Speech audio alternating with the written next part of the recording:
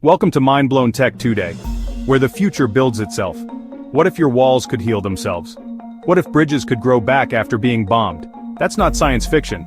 That's DARPA's Engineered Living Materials, or ELMS. Born from synthetic biology and bioengineering breakthroughs in the early 2000s, these materials are made of living organisms, bacteria, and fungi, programmed to build, repair, and even replicate themselves. Originally developed with DARPA funding in 2016, ELMS are now being tested for military bunkers, disaster shelters, and remote outposts. These structures can sense stress, respond to damage, and grow using nothing but sunlight, air, and basic nutrients. Imagine Mars colonies growing their own habitats, or cities with skyscrapers that adapt to pollution in real time. The benefits? Self-repairing buildings, sustainable, zero-waste construction, instant shelters in crisis zones, but there's a darker side.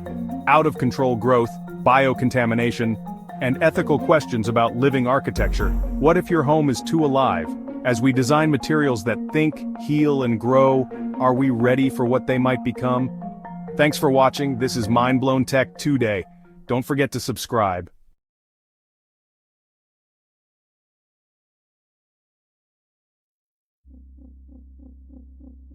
I've always been fascinated by the idea of invisibility. Like, who hasn't dreamed of having a magic cloak that could make you disappear? It's been in stories forever, from ancient myths to sci-fi movies. But here's the thing. It's not just a fantasy anymore. We're actually on the brink of making invisibility a reality, and it's pretty mind-blowing. Okay, so let me introduce you to something called quantum stealth. It's this crazy material developed by a Canadian company, Hyperstealth Biotechnology. At first glance, it looks like a regular plastic sheet, but trust me, it's anything but regular. When you put something behind it, it just vanishes. Not just from our eyes, but from infrared, ultraviolet, and even thermal imaging. So, how does this magic sheet work?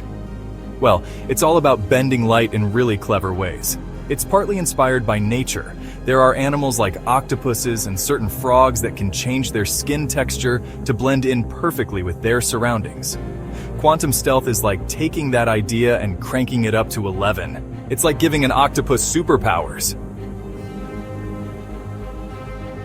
Now, you might be wondering, okay, this is cool and all, but what's it actually used for? Well, right now, a lot of it is hush-hush because it's being developed for military use. They've been testing it to hide all sorts of things. Rifles, backpacks, even entire people. Imagine a soldier who can literally disappear in broad daylight. It's like something straight out of a video game, except it's real. But here's where it gets really interesting. The potential applications go way beyond just military stuff. Picture this: invisible aircraft that can fly undetected, armored vehicles that blend perfectly into the landscape, or even civilian uses like invisible emergency shelters or hidden infrastructure. But, here's the thing that keeps me up at night. What happens when this technology becomes widely available? I mean, it's cool and all, but it's also kind of terrifying. Imagine criminals who can become invisible, or surveillance drones that you can't see until it's too late. So yeah, invisibility isn't just a cool concept anymore. It's becoming real. And it's coming faster than we might think. It's like we're living in a sci-fi movie, except the special effects are actual science. The power to disappear is also the power to change everything. Are we ready for a world where seeing isn't always believing? I don't know about you, but I'm both thrilled and slightly terrified to find out. Keep your eyes open, even for the things you can't see.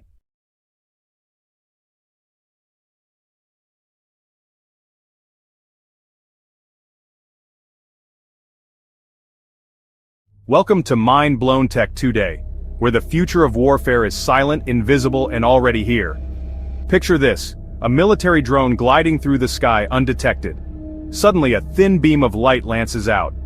No explosion, no warning, the drone just vanishes. Now watch as a ground turret powers up, its coils glowing. Oh, it's not loading bullets, it's charging energy. So, what are directed energy weapons, or DEWs as I call them? Forget gunpowder, forget recoil. DEWs fire pure energy, lasers, microwaves, radio waves, all focused into invisible, blindingly fast streams. You won't see the shot, you might not even hear it. Let's run a split screen on one side, old-school projectiles, on the other, energy bursts. The difference? One's over in the blink of an eye. and leaves no trace but a melted target. But where did all this start? Go back to the Cold War. Black and white labs, scientists dreaming up weapons to knock nuclear missiles out of the sky. Reagan's Star Wars program, huge mirrors, wild ideas. Back then, it was science fiction. The power, cooling, and aiming just weren't there. But now, that fantasy is real. Today, DEWs are no longer whispers in secret government labs. The US Navy's got Helios lasers on its destroyers, zapping drones out of the air, and Israel's Iron Beam, same idea, burning threats before they land. China is rolling out vehicle-mounted lasers. Even anti-drone microwave towers are standing watch on the battlefield. You'll see these tech marvels quietly neutralizing unmanned aerial vehicles, missiles, even electronics, all with no bang, no debris, just silence. But here's where it gets wild. In the next decade, imagine battlefields where there's no gunfire, no smoke, only targets that vanish, as if erased by the night. Orbital lasers that strike with pinpoint precision, cities shielded by invisible walls of heat. Picture Earth from above, satellites circling, weaponized, ready to fire in total silence. And now, the double-edged sword. On one hand, DEWs promise speed of light defense, less collateral damage, clean takedowns. On the other, undetectable attacks, power grids fried, eyes blinded across a battlefield. AI-controlled lasers making life-and-death choices. The warnings are real: retina damage, blackouts, silent destruction. Are we ready for weapons you never even see coming? So here's the final thought. Imagine a city at night. Normal, bright, alive. Then, in a single second, everything goes dark. Overhead something orbits, unseen. When the trigger is light and the target is everything, are we ready for the wars no one hears? Thanks for watching. This is Mind Blown Tech Today. Don't forget to subscribe.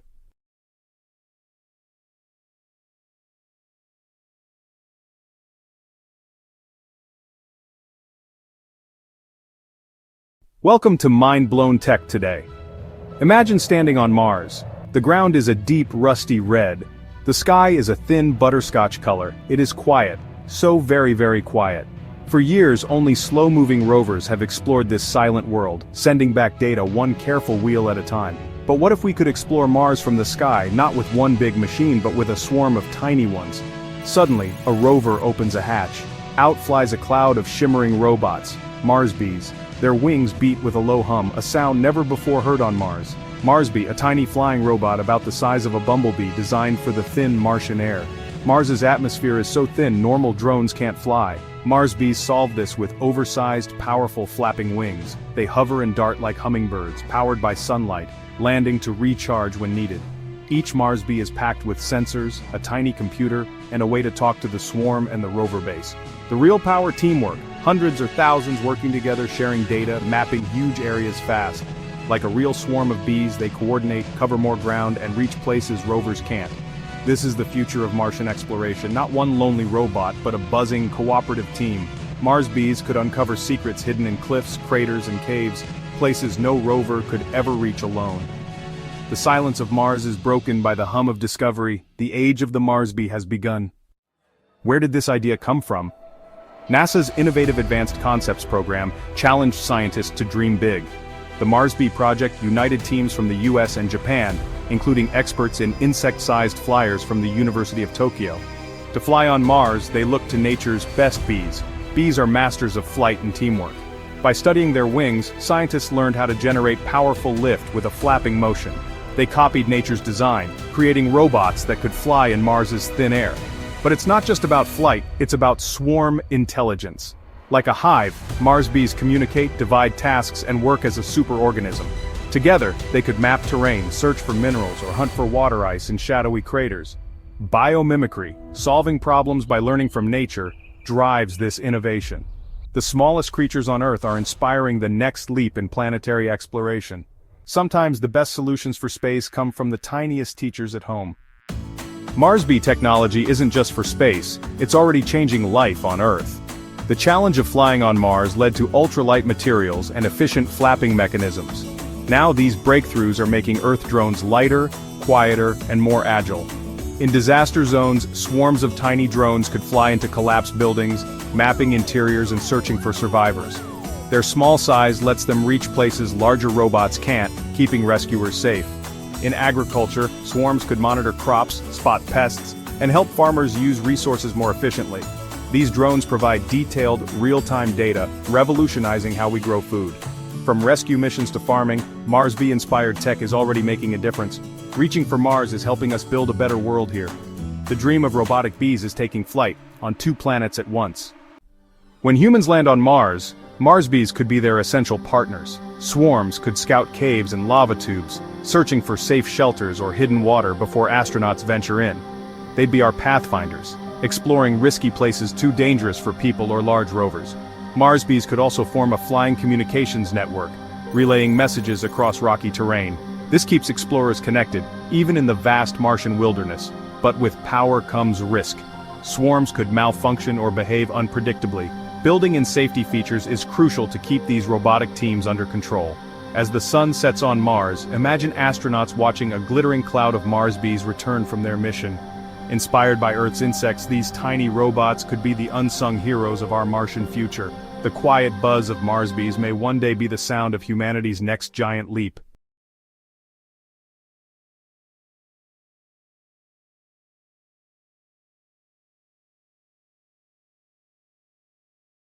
Welcome to Mind-Blown Tech Today, where rockets are powered by atomic bombs, and space colonization was almost nuclear. Project Orion.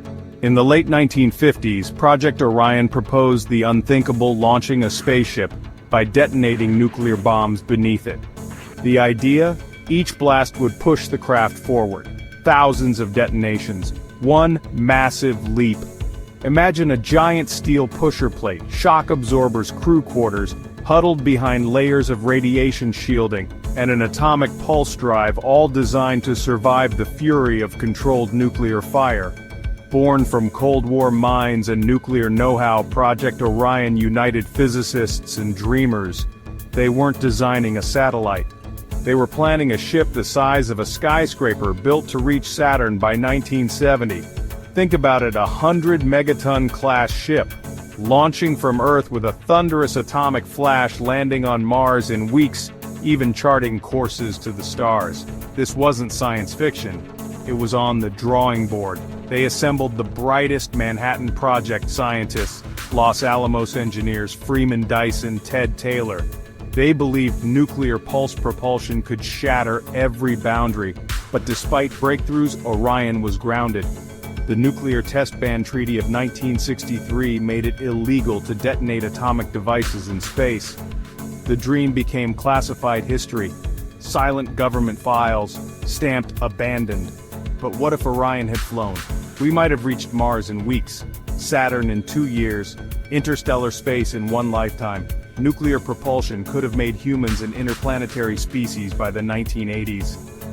Picture its stars blurring past a massive atomic starship, colonies on Titan, expeditions beyond the solar system. The boundaries of the possible shattered. The good, nearly limitless propulsion. Deep space travel decades ahead of schedule, the ultimate military-to-space technology crossover. The bad, launching bombs into orbit. Potential global nuclear fallout. The militarization of space before humans even reached it. A beautiful weaponized dream that never flew. And yet the blueprints exist. Somewhere in a silent vault, the plans for atomic starships wait, waiting for a future bold enough to launch the unthinkable. Project Orion was real. It was possible. It was buried. Thanks for watching. This is Mind-Blown Tech Today. Don't forget to subscribe.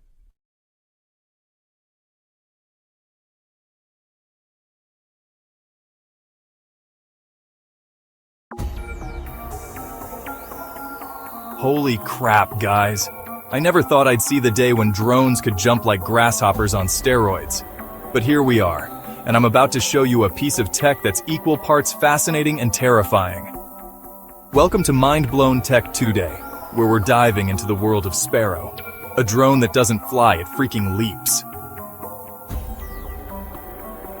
Okay, so get this. Sparrow stands for Smart Precise Air Deployed Rocket with Recovery. It's like, imagine if a missile and a boomerang had a baby, and that baby was raised by ninjas. This thing launches from the sky, slams into its target, and then, here's the kicker, it can launch again. It's not a one-and-done deal, it's a reusable hunter. The folks over at Sandia National Laboratories cooked this up because apparently they needed a way to sneak sensors and stuff deep into enemy territory. And they thought, hey, you know what's great at getting into places? Grasshoppers. So they basically built a robot grasshopper from hell. So what does this mean for the future? Well, picture this. Swarms of these little jumping beans hopping all over a battlefield like a demented game of leapfrog. They could scan multiple targets, deliver explosives with pinpoint accuracy, or, and this is where it gets really wild, act like landmines that can freaking move. I don't know about you, but that's some sci-fi level stuff right there. Now, I'm not gonna lie, there's some pretty intense upsides and downsides to this tech. On the plus side, we're talking precision mobility, stealth deployment, and a way to multiply force without breaking the bank. Sparrow, the drone that doesn't fly, doesn't crawl, but jumps like it's trying to win a twisted version of the Olympics.